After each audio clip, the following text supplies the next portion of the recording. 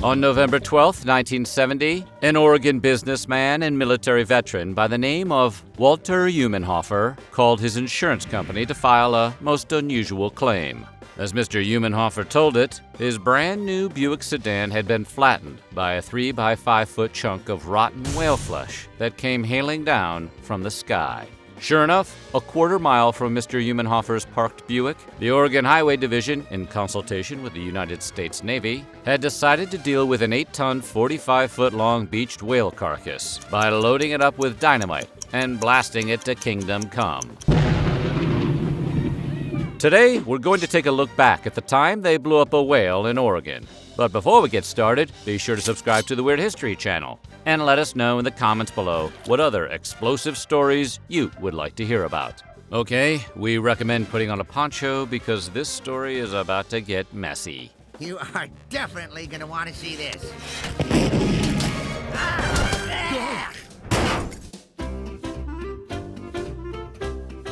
3 days earlier, the giant sperm whale carcass had washed ashore near Florence, Oregon. The whale was already starting to decompose, and according to locals, the stench was unbearable and could be smelled from up to a mile away. Locals were also concerned that the carcass may burst, resulting in an even bigger mess, or that some teenager would try to climb on top of the carcass and end up falling in. In 1970s Oregon, if you could drive on the beach, it was considered a highway, and so the job of whale carcass disposal fell on the Oregon State Highway Division.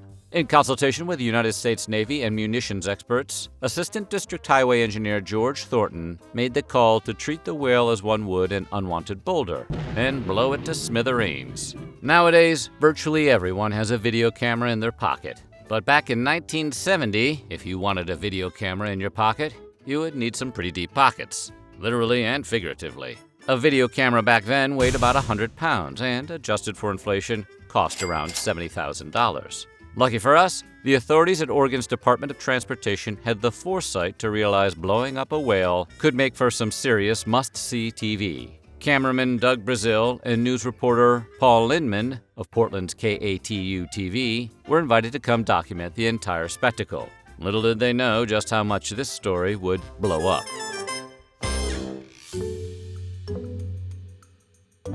Controlled explosions are never an exact science. Even today, as an example, in June of 2021, 17 people were injured in downtown Los Angeles as the bomb squad attempted to safely detonate a truck full of illegal fireworks. But the whale wasn't going anywhere, and it needed to be dealt with somehow. And so a half-ton of dynamite, or 450 kilograms, was thought to be enough to do the trick. Walter Humenhofer, the man whose Buick would soon be flattened, claimed to have warned Thornton that he was using way too much dynamite and that a mere 3.8 kilograms would suffice. But despite Mr. Humenhofer's military expertise, his advice went unheeded. The assumption was that a large explosion would disintegrate the whale carcass, and any small pieces that remained on the beach would be taken care of by seagulls and crabs and whatnot.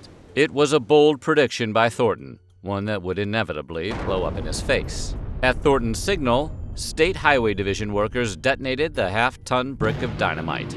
The beach erupted in a 100-foot-high column of sand and whale, said reporter Larry Bacon with the Register Guard. The crowds that had gathered to watch with morbid curiosity and glee from what was assumed to be a safe distance of a quarter-mile away soon began to scream and run for cover as large pieces of Moby Dick blubber came raining down. Luckily, no one was seriously injured, but as Paul Lindman infamously joked, the land lubber newsman had become the land blubber newsman.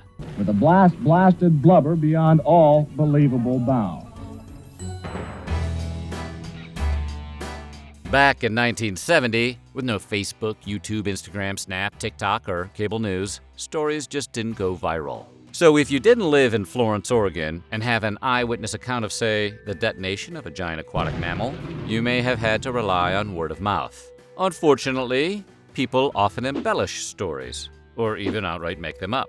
We're looking at you, Mr. and Mrs. Balloon Boy. So it's understandable when reasonable people were told the story of Oregon officials blowing up a beached whale, many assumed they were being fed a tall tale. The incident became nothing more than an urban legend. And for 20 years, that's how it remained. In his nationally syndicated humor column for the Miami Herald, Writer Dave Barry recounted the whale exploding incident in a column titled Moby Yuck. Oh, Dave, you yuckster. As part of the story, Barry claimed to have actual footage of the event, joking that here at the Exploding Animal Research Institute, we watch it often, especially at parties. But when an unattributed version of the article began circulating on the electronic bulletin boards under the title, "The Far Side Comes to Life in Oregon," the anonymous poster had left out crucial information, like the tiny fact that the incident in question happened 20 years prior. Soon, the Oregon Department of Transportation was inundated with calls from outraged readers who believed that the exploding whale incident had just happened. They thought the whale had washed ashore recently and were hot on the trail of a governmental blubber flub-up, said Public Affairs Coordinator for the Oregon Department of Transportation, Ed Shopes. They were disappointed that the story has 25 years of dust on it. Ed's phone became a de facto blubber hotline for the ODOT. He was regularly receiving calls from outlets like the Wall Street Journal and Washington, D.C.-based Governing Magazine. The exploding whale story went from actual event to urban legend to current news to presumed hoax over the 30 years from 1970 to 2000.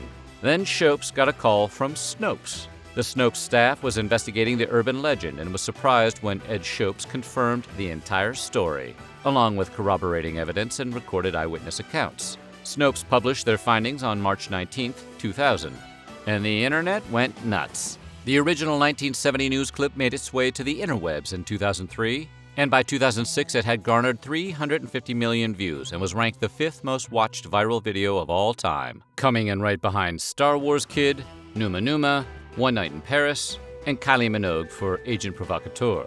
But unlike some of those other videos, the Oregon exploding whale is timeless. For the 50th anniversary of the event, KATU pulled the original 16mm footage from the archives and re-released a remastered edition of the news report in 4K definition.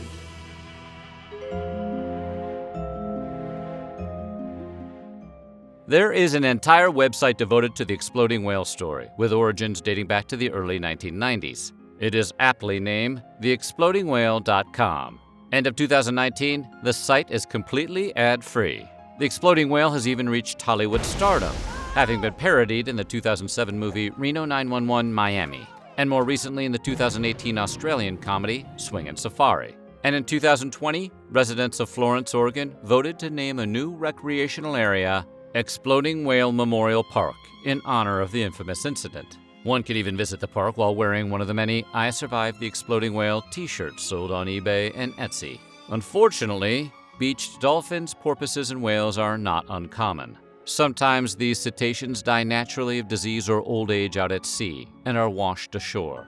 Other times, human activity like boat collisions, bycatch, or environmental degradation lead to these animals' deaths. When 41 dead whales washed up on a beach right near Florence, Oregon in 1979, explosives were not considered. Instead, like a Roman soldier, the animals were burned and buried. Sometimes cetaceans wind up accidentally stuck on the beach. This whale's beached himself. He needs to get back in the water or he'll die. Step aside, I'll handle this. Give me some room. In these cases, trained responders will attempt to refloat the animal, carefully sending it back to sea. But in cases where that isn't possible, the beached creatures are typically euthanized. With smaller mammals like dolphins, chemical euthanasia is possible. But for larger whales, explosives are still used. But nowadays, they know to haul the animal out to sea before blowing it up. This may seem cruel, but sometimes it's the most humane option. If you were ever to encounter a beached cetacean, do not try to rescue it yourself. Moving it can cause the animal a great deal of pain and is extremely dangerous. Best to leave it to experts like George Costanza. Hold out the obstruction.